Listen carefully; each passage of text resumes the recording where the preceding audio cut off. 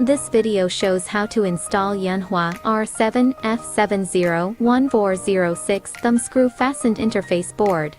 R7F701406 consists of two interface boards and two sets of screws of varying lengths.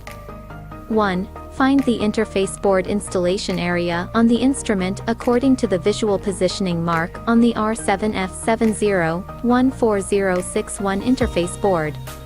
2. Find the correct positioning holes of D1 to D4 on the instrument.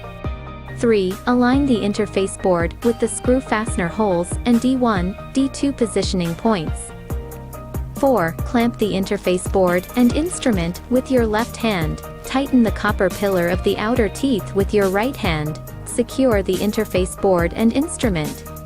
5. Align the R7F701406 interface board with the bolts and pin detection points.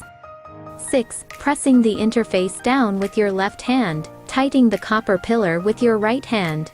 Installation finished.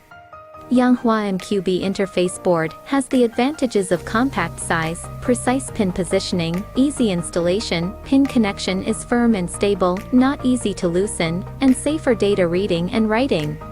Thank you for watching.